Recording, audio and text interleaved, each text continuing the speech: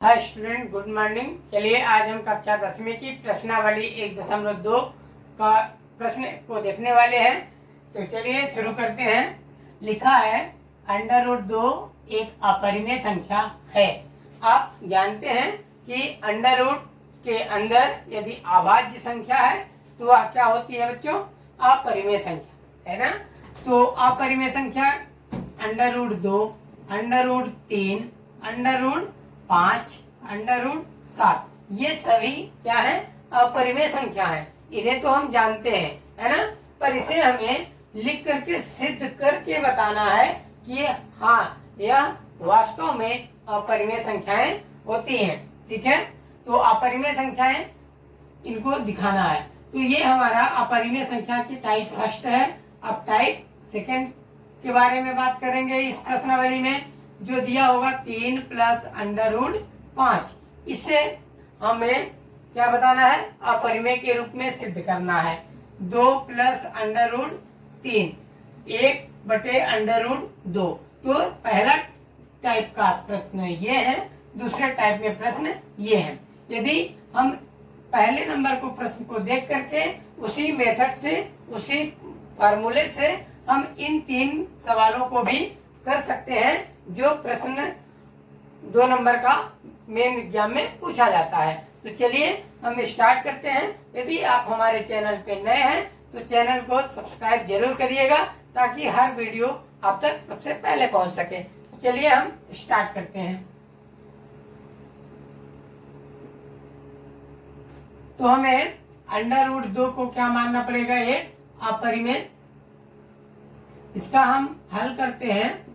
हल में हो जाएगा √2 को क्या मानेंगे? हम कल्पना करेंगे कि यह क्या है? एक परिमेय संख्या है, क्योंकि अपरिमेय तो दिया ही कि यह अपरिमेय संख्या है। बस इसे हम सिद्ध करेंगे कि क्या यह परिमेय तो नहीं है। तो हम क्या करेंगे? P/Q जो है परिमेय संख्या है, इसके बराबर हम मान के इसे सिद्ध करेंगे। और जहां Q बराबर नहीं है 0 के, है ना, और P व Q क्या है? सह अभाज्य। क्या है? सह अभाज्य है। तो क्या करेंगे? √2 इसका पक्षांतरण करेंगे, Q बराबर P, है ना। तो Q का मान निकालेंगे P/√2। अब क्या करेंगे? दोनों पक्षों का वर्ग करने पर करिए वर्ग। Q का वर्ग करेंगे तो Q² बराबर P का वर्ग करेंगे तो P² बटे में √2 का वर्ग करेंगे तो क्या हो जाएगा? 2, है ना। अब इसमें ये देखने को मिला कि P² क्या है? एक 2 से विभाजित है ना। और उसका मान जो भागफल होता है वो क्या प्राप्त होता है? Q²। अतः Q² क्या है? हमारा पूर्णांक है ना। तो हम यहाँ लिखेंगे Q² एक क्या है? पूर्णांक है। क्या है? पूर्णांक है। तो Q भी क्या होगा? एक पूर्णांक होगा, है ना। ये हम लिख सकते हैं, है ना। तो अब क्या करेंगे? और P² जो 2 से भाज्य है ना। ये P² क्या है? 2 से विभाजित है और उसका मान एक पूर्णांक प्राप्त होता है। तो लिखेंगे उसी शब्द को, P² जो 2 से विभाज्य है वह P भी क्या हो जाएगा? 2 से विभाज्य होगा, है ना, भाज्य होगा। अतः हम क्या मानेंगे? इसको समीकरण नाम क्या दे देंगे? 1, है ना। तो क्या हो जाएगा? P/2 बराबर क्या हो जाएगा? K, है ना। तो P जो होगा वो 2 से विभाजित होगा। हम लिख दिए P/2 बराबर K, जहां K एक क्या होगा? पूर्णांक है ना। तो इस P का मान निकालेंगे, P बराबर 2K। ये हमारा समीकरण नंबर 2 प्राप्त हुआ। अब हम इसे और आगे बढ़ाएंगे। तो P का मान समीकरण 1 में रखने पर, रखिए समीकरण 1, तो क्यू स्क्वायर बराबर P का मान 2k, तो 2k का स्क्वायर बटे में 2 है ना, बटे में ये 2।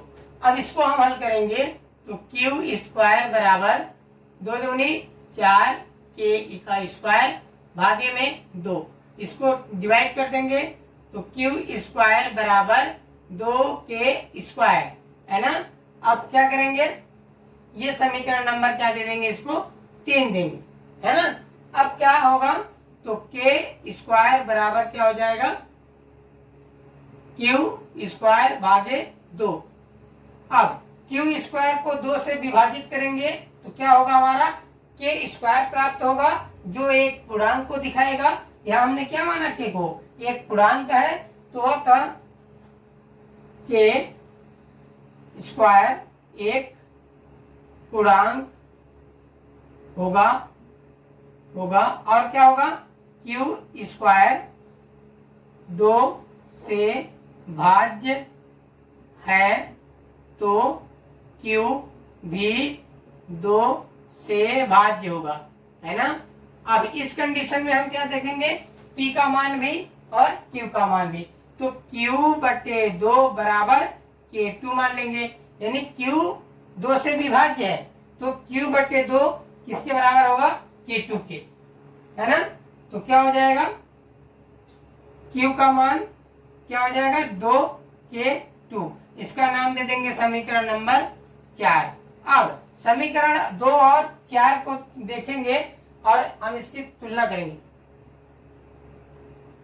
समीकरण 2 व 4 से समीकरण 2 देखिए, P बराबर 2K, P का मान कितना निकला है, 2K है ना, और Q का मान कितना निकला है, Q बराबर 2K। अब इसमें K1 है ना, ये क्या है, K1 है, ये K2 है।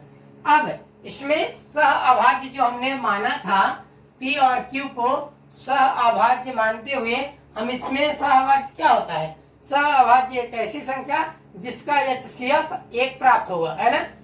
अब इसमें देखेंगे हमारा HCF क्या प्राप्त होगा, P और Q में ये दो हमारे क्या है, कॉमन है, अतः इसका HCF 1 होना संभव नहीं है ना। अतः P व Q सह अभाज्य नहीं है, अतः